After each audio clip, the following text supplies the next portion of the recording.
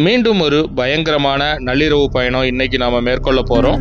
மேட்டுப்பாளையத்திலிருந்து கிளம்பி கோத்தகிரி போய் அங்கிருந்து நம்ம மசனகுடி போக போகிறோம். நள்ளிரவு 12 மணிக்கு மேலே நாம் மேற்கொள்ளக்கூடிய இந்த பயணத்தில் உண்மையிலே மறக்கவே முடியாத நிறைய விஷயங்கள் இருந்தது. இந்த நள்ளிரவு பயணத்தில் நிறைய சவால்களை கடந்து தான் நாம் மசனகுடி போய் சேர்ந்தோம். அதை விஷுவலாக நீங்கள் பார்த்துட்டு எப்படி இருக்குங்கிறத கீழே கமெண்ட்டில் சொல்லுங்கள்.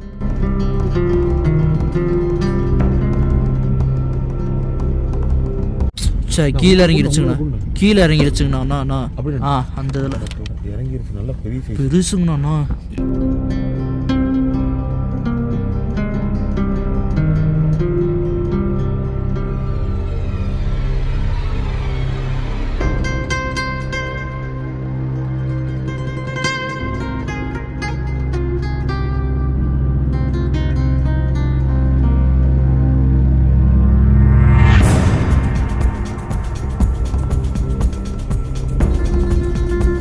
ஹாய் ஃப்ரெண்ட்ஸ், மீண்டும் ஒரு நள்ளிரவு பயணத்துக்கு உங்களை வெல்கம் பண்ணுறேன்.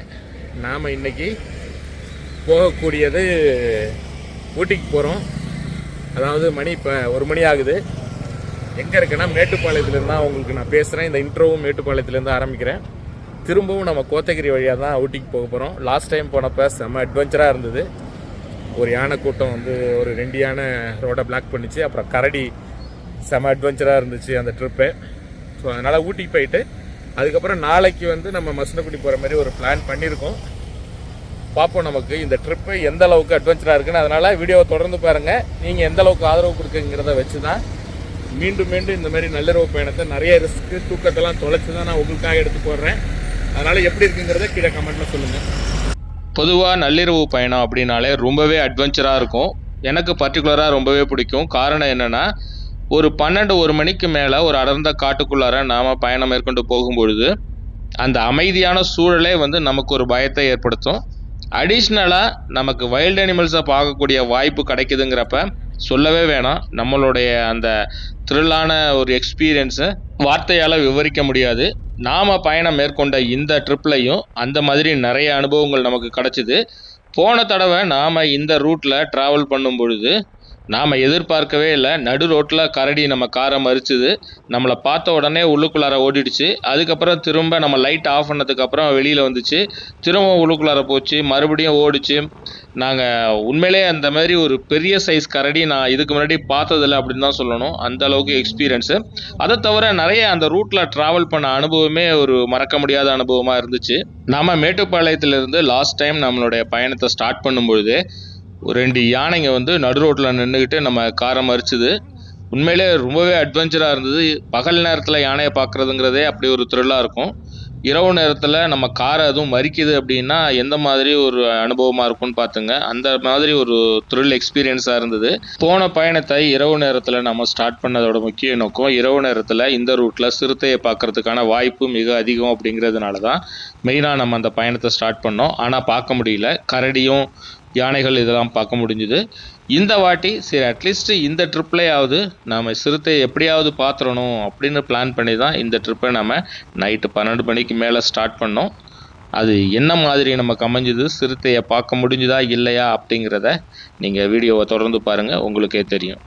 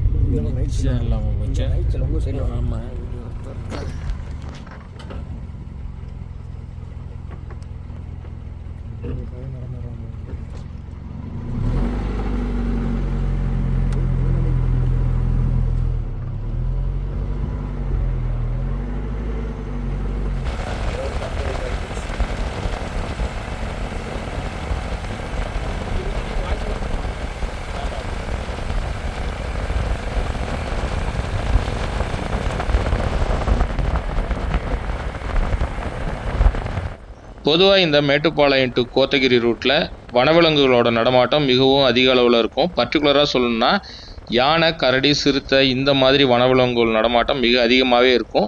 இன்னும் பர்டிகுலராக சொல்லணும்னா பகல் நேரத்தை விட இரவு நேரத்தில் இந்த நடமாட்டம் மிகவும் அதிக அளவில் இருக்கும். நாம் போகும்பொழுது சிறுத்தையை பார்ப்பதற்கான வாய்ப்பும் இருக்குது. அதே சமயம் கோத்தகிரியில் மிகவும் ரேர் அப்படின்னு சொல்லக்கூடிய கருஞ்சிறுத்தையை பார்ப்பதற்கான வாய்ப்பும் மிக மிக அதிகம். அதனால் ஒரு மிகப்பெரிய எதிர்பார்ப்போடு தான் இந்த பயணத்தை நாம் ஆரம்பித்தோம். பொதுவாக ஊட்டிக்கு உங்கள் எல்லாருக்குமே தெரியும், 2 ரூட் இருக்குது. நார்மலாக 2 ரூட்டு. ஒன்று வந்து குன்னூர் வழியாக போகிறது, இன்னொன்று கோத்தகிரி வழியாக போகிறது. ஆனால் மேக்ஸிமம் எல்லாரும் போகிறது குன்னூர் ரூட்டு தான். கோத்தகிரி ரூட்டில் வந்து ஜாஸ்தி யாரும் ட்ராவல் பண்ண மாட்டாங்க. இது இல்லாமல் இன்னொரு ரூட் இருக்குது, முள்ளி கெத்தை வழியாக வந்து ஊட்டிக்கு போகிறது. அந்த ரூட் வந்து அலோடே இல்லை, உள்ளூர் மக்களுக்கு மட்டும்தான் அனுமதி கொடுக்கப்பட்டிருக்கு. இது சம்மந்தமாக ஒரு பேருந்து பயணமும் ஏற்கனவே நம்ம சேனலில் போட்டிருக்கோம்.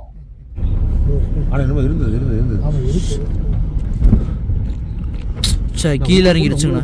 கீழே இறங்கிடுச்சுங்கண்ணா. அண்ணா அண்ணா பெரிய கைலைட் எடுத்துக்கலாம். நான் அடிக்கிறேன் பாருங்க அந்த இதில். அந்த இதில் இறங்கிருச்சு. நல்லா பெருசுங்கண்ணா.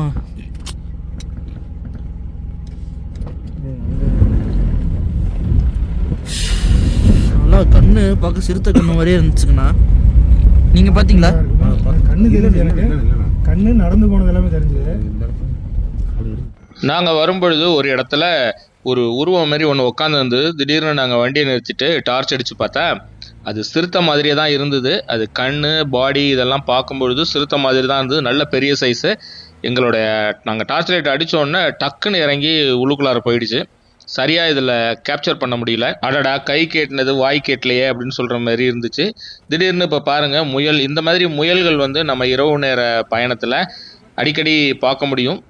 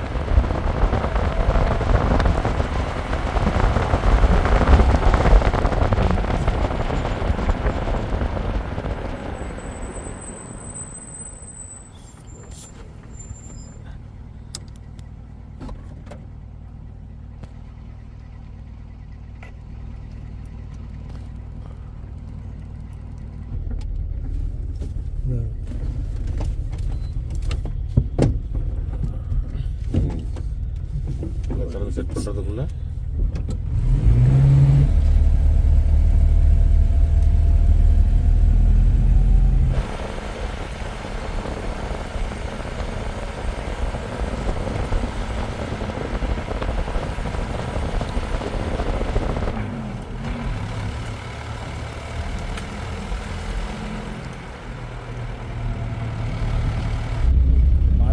கூண்டு வச்சிருப்பாங்க அந்த கெஸ்ட் ஹவுஸ் பக்கத்துலயே. நீங்கள் பார்த்துருக்கீங்களா? என்னது அந்த புளியை நான் பார்க்கல. அது அலௌட் இல்லைங்களா?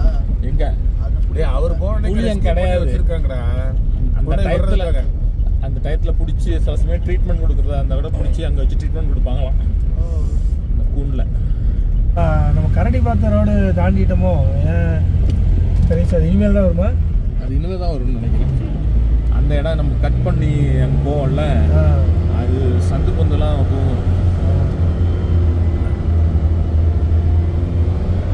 அன்னைக்கு இந்த இடம் திரும்பி ரைட்டு போயிட்டு இங்கே இல்லை, இது இங்கே இல்லை.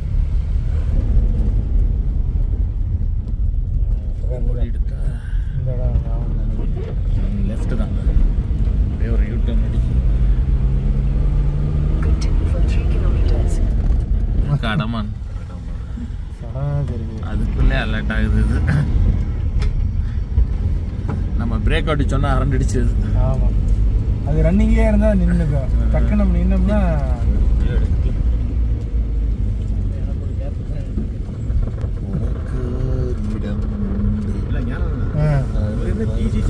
போட்டி எடுக்கிற மாதிரி கால்குள்ள கைக்குள்ள நாங்கள் வரும்பொழுது ஒரு இடத்துல மானினத்திலேயே மிகவும் சிறிய மானான சருகுமான் அப்படின்னு சொல்லக்கூடிய மவுஸ் டியர் வந்து பார்த்தோம். அது ஒரு ரொம்ப குட்டியாக தான் இருக்கும். ஒரு ஃப்ராக்ஷன் ஆஃப் செகண்டில் ஜம்ப் பண்ணி உள்ளுக்குள்ளார ஓடிடுச்சு. அதனால் கேப்சர் பண்ண முடியல.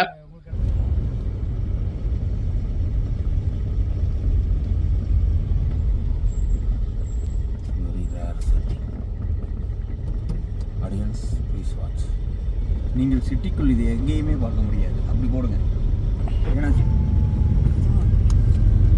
அதாவது 2 யானை சண்டை போட்டு சூப்பராக நீ வாழைத்தோட்டம் போட்டுக்கிட்டேன். ஏங்க நான் உண்மையிலே சொல்கிறேங்க, முத வர யூடியூபர் கூட இவ்வளோ தூரம் வளைச்சு எடுக்க மாட்டாங்க. செகண்ட் கியரில் போகிறதையும் எடுக்கிறீங்க, வாழைத்தோட்டம் போடு கேட்குறீங்க.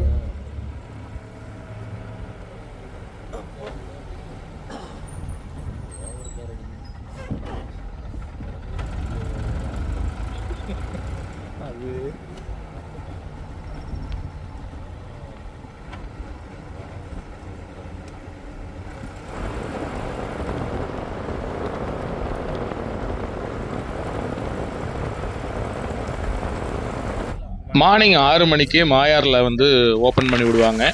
ஸோ அதனால் ஃபஸ்ட்டு வெஹிக்கிளாக நம்ம உள்ளுக்குள்ளார போகலாம் அப்படின்னு வந்தால் நமக்கு முன்னாடி ஏகப்பட்ட வண்டிகள் அங்கே நின்றுட்டு இருந்தாங்க. சரின்னு நாம் கொஞ்சம் முன்னாடி போயிட்டோம். ஒரு 10 நிமிஷம் முன்னாடி வெயிட் பண்ண சொன்னாங்க. அதுக்கப்புறம் 6 மணிக்கு ஓப்பன் பண்ணோன்னே நாமெல்லாம் உள்ளுக்குள்ளார போனோம். சரி, ஓப்பன் பண்ணுறப்போ உள்ளுக்குள்ளார போகிறோம், கண்டிப்பாக பெருசாக ஏதாவது பார்க்கலாம் அப்படின்ட்டு தான் நம்ம போனோம். நான் பெருசான்னு சொல்கிறது புலியை பார்க்கணும். ஏன்னா டைகர் கிராசிங்கிறது ஏர்லி மார்னிங் வந்து நடக்கும் அப்படிங்கிறதுனால நமக்கு ஒரு லக் இருந்ததுன்னா பார்க்கலாம் அப்படிங்கிற ஒரு எண்ணத்தோட நம்ம அந்த அதிகாலை பயணத்தை நம்ம ஸ்டார்ட் பண்ணோம்.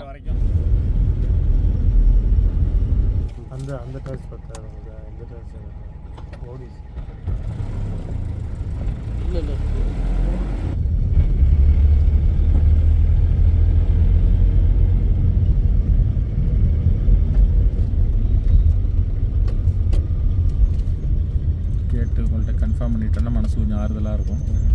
இல்லை எதுவும் அவங்களே தொலாவிட்டு தான் போகிறாங்க.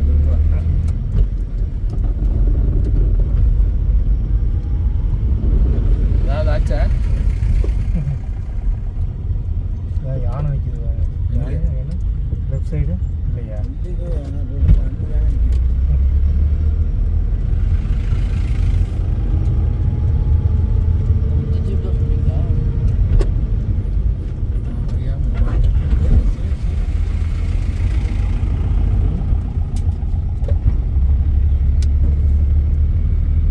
மானும் முயலும் மட்டும்தான்.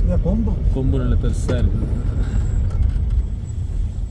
ஏங்க புது யூடியூபர் அங்கே பாருங்க, கொம்பு பாருங்க, அங்கே கொம்பு போட்டி ஓடுங்க பாருங்க. சிறுத்தை துரத்துதுங்க. ஆமாங்க, அங்கே பாருங்க, ரைட் சைடில் பாருங்க. இல்லாமல் இப்படி சிறுத்தை துரத்துறதுக்கு தான் இப்படி ஓடுது. அந்த சைடு பார்க்குது லெஃப்டில். சரி பாருங்க, அவங்க நம்மளை ஓவர்டேக் பண்ணிட்டு போகிறாங்க.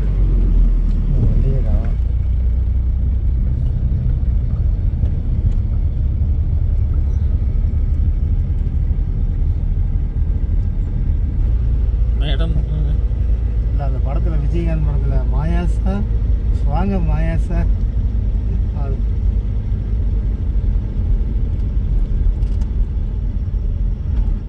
மாயா ரோட்டில் நுழைஞ்ச உடனே நாம் ரொம்ப பெருசாக எதிர்பார்த்து வந்தோம். உண்மையாகவே பெருசாக தான் கிடச்சிது. என்னென்னா நீங்கள் நினைக்கிற மாதிரி புலி இல்லை, புலியோட பெரிய அனிமலான இண்டியன் கார் வந்து அங்கே உள்ள மரத்து இடுக்கில் வந்து நின்றுட்டு இருந்தது. அது இருட்டில் நம்மளை பார்த்து பயந்துட்டு நிற்குதா இல்லை வேறு எதுக்காவது பயந்துட்டு நிற்குதான்னு தெரில, அது மறைஞ்சு நின்றுட்டு இருந்தது. சரி, அதை சரியாக எடுக்க முடியல. நாங்களும் அங்கிருந்து கிளம்பி புலியோட தேடுதல் வேட்டையை வந்து நம்ம தொடங்கினோம்.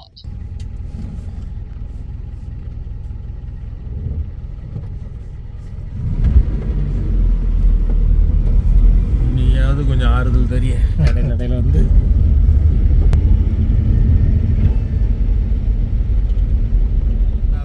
நாங்கள் மாயார் போய் சேர்ற வரைக்கும் எந்த பெரிய அனிமலும் பார்க்க முடியல. அதாவது இண்டியன் காரு, ஸ்பாட்டட் டியரு, அப்புறம் முயல், இதுதான் பார்த்தோம். சரி, நம்ம எதிர்பார்த்துட்டு போனால் புலி பார்க்க முடியல. அதனால் மாயார் போயிட்டு திரும்ப ரிட்டர்ன் வரும்பொழுது ஒரு இடத்துல ரொம்ப கூட்டமாக எல்லா வண்டியும் நின்றுட்டு இருந்தது. என்னடா எல்லா வண்டியும் இங்கே நின்றுட்டு இருக்கே அப்படின்னு சொல்லி நாம் ஓவர்டேக் வாங்கி போகலான்னு பார்த்தா ஃப்ரண்ட்டில் போய் நின்ன நமக்கு அதிர்ச்சி காத்திருந்தது. என்னென்னா, ஒரு கரடி மரம் மேலே ஏறி உக்காந்துருந்தது. அது இருட்டில் சரியாக தெரியல. இருந்தாலும் அங்கே எல்லாரும் பார்த்துட்டு இருந்தோன்னே சரி நாங்களும் அங்கே பார்த்தோம். சரி சரி. அதை உட்காந்துருக்கேன். மேலே கரடினா மரம் ஏறினா கரடி.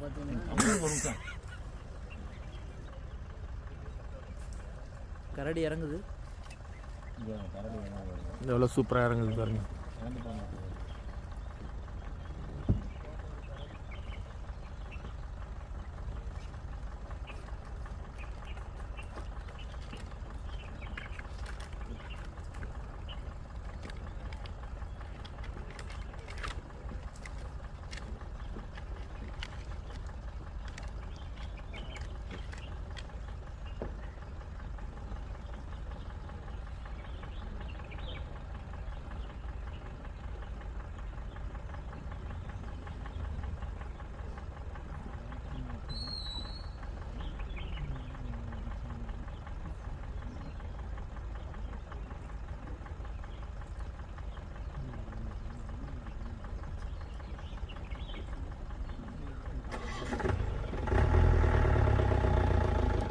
இப்போ இலந்தப்பழ சீசன் அப்படிங்கிறதுனால மரத்து மேலே ஏறி மரத்து மேலேயே சாப்பிட்டுடுது பாதி இலந்த பழத்தை. அப்புறம் உலுக்கி விட்டுட்டு கீழே வந்து மிச்சம் கீழே சிந்தி கிடக்கிறது செதறி கிடக்கிறதெல்லாம் சாப்பிட ஆரம்பிச்சிடுது. அது இவ்வளோ வெஹிக்கிள் வந்து அங்கே நின்றுட்டு இருக்குங்கிறத கொஞ்சம் கூட பொருட்படுத்தவே இல்லை. அது பாட்டுக்கு அது வேலையில் அது ரொம்ப மும்முரமாக அந்த இலந்த பழத்தை சாப்பிட்டுட்டு இருந்தது.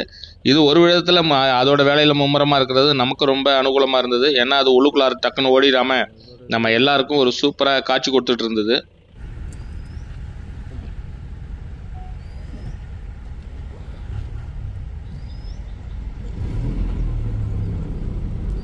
நாங்களும் மசனகுடி வரைக்கும் போயிட்டு சரி திரும்பி வருவோம்னு சொல்லிட்டு மறுபடியும் ரிட்டர்ன் வரும்போது பார்த்தா திரும்பவும் அந்த கரடியை அதே இடத்துல நின்றுட்டு இருக்கு. இலந்த மரத்தில் உள்ள எல்லா இலந்த பழமும் காலியாகிற வரைக்கும் அது இந்த இடத்த விட்டு போகாது போல் இருக்கு. அதே இடத்துலயே இருந்துட்டு இருந்ததா சரி நம்ம திரும்ப வர்றோம் புளியை பார்க்கலான்னு திரும்பவும் ஒரு ட்ரை பண்ணுறோம். ஆனால் புளியை பார்க்க முடியல. திரும்பவும் நம்ம கரடி தான் பார்க்க முடிஞ்சுது. ஜீப் போட்டோம்.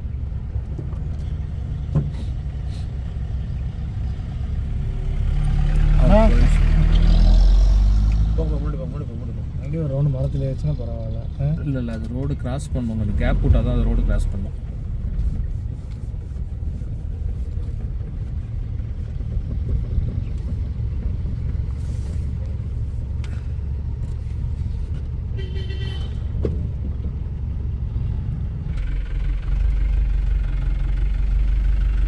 ரோடு கிராஸ் ஆக போகுது. பின்னாடி வீட்டில் ரோட் கிராஸ் வருது. இருங்க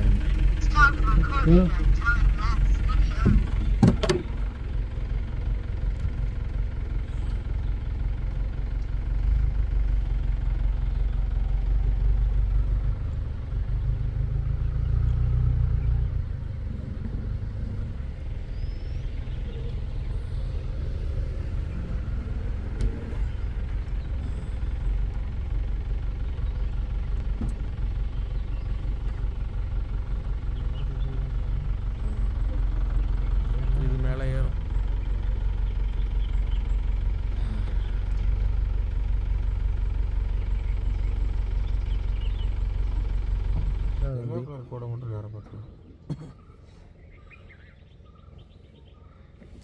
ரெடி ஜம்ப்.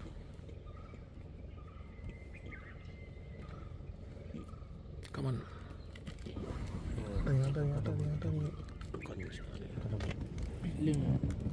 சவுண்டு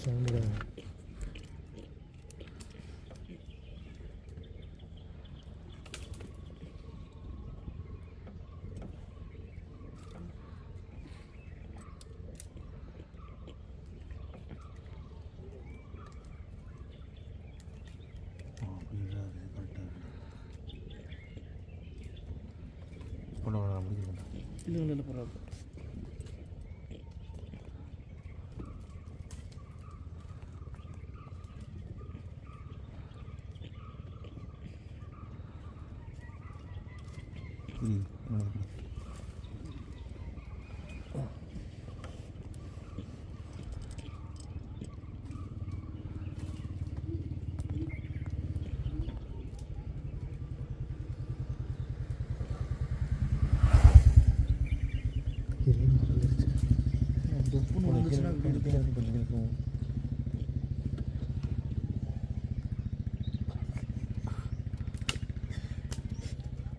உடச்சி தள்ளுது. போய் பறித்து போடுங்க பாவம். சுரேஷ்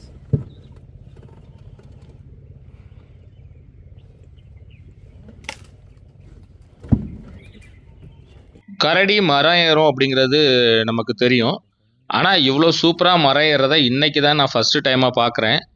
ரொம்ப அருமையாக அது ஒரு மனுஷன் எப்படி ஏறுவானோ ஒரு மரத்தில், அதே மாதிரி அருமையாக மேலே ஏறி கிளைக்கு கிளை ஜம்ப் பண்ணி அங்கே உள்ள கிளையெல்லாம் உடச்சிட்டு அங்கே இருந்த இழந்த பழத்தை சாப்பிட ஆரம்பிச்சுது.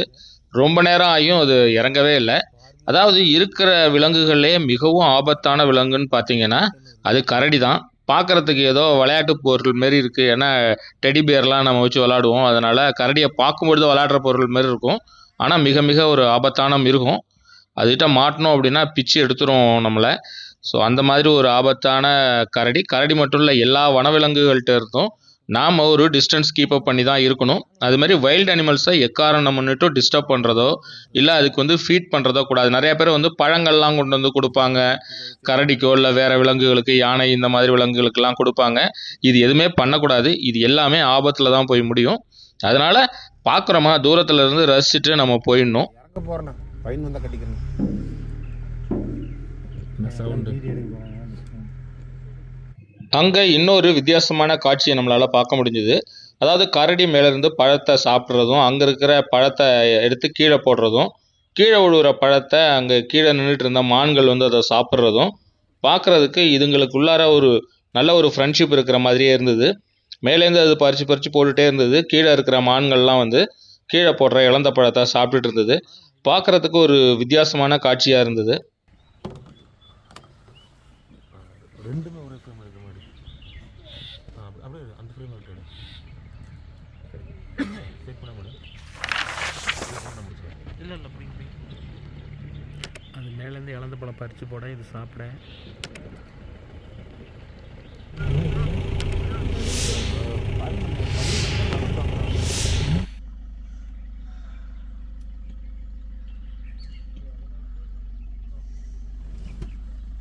அதான் இன்னும் வருதாண்ணா. பின்னாடி கார் வந்துருச்சு, ரிவர்ஸ் எடுத்துடாதீங்க. எடுக்க சவுண்டு கேட்குது.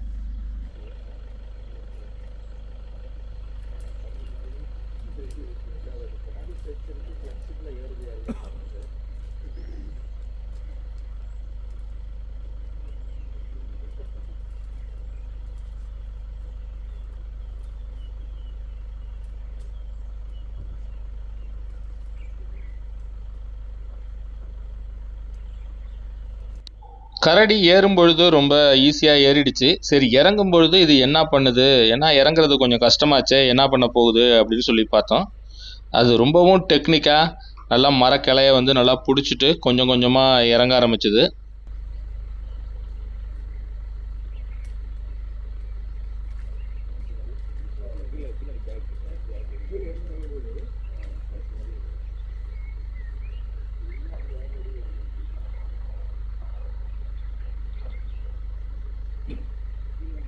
இந்த சூப்பரான ஒரு காட்சியை பார்த்து ரசிச்சுட்டு, அதாவது அழகாக அது மரம் மேலே ஏறி அங்கிருந்து பழத்தை சாப்பிட்டுட்டு கீழே இருக்கிற மான்களுக்கும் பழத்தை போட்டுட்டு திரும்ப லாவகமாக கீழே இறங்கி வந்த அழகை பார்த்து ரசிச்சுட்டு அதுக்கப்புறம் அங்கிருந்து நாங்கள் கிளம்புனோம்.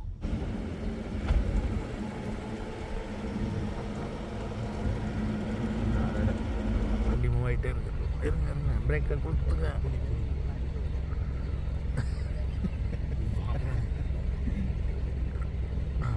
மறைஞ்சிடுச்சு. மானம் இங்கே தான் பார்க்குது. இந்த சைடு நீங்கள் லெஃப்ட்டில் பாருங்கள்.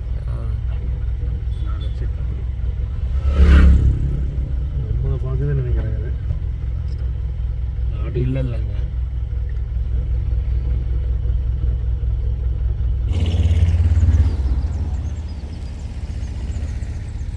கொத்தலாம் வரும். ஃபாலோ பண்ணுவார் அவர். சாப்பாடு கொடுப்பாங்க, பாக்கி வச்சுருக்காங்க போட்டு போட்டு.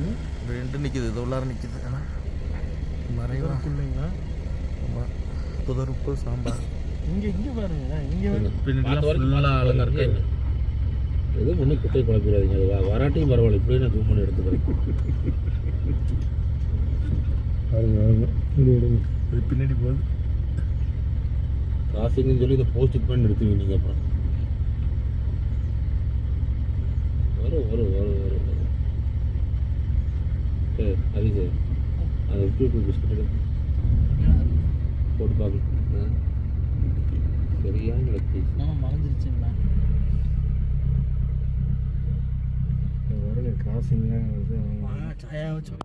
நம்ம பயணத்தோட இறுதியில் ஒரு சாம்பார் டியர் பார்த்தோம். அதாவது 2 சாம்பார் டியர் இருந்தது மாயார் ரோட்லேயே.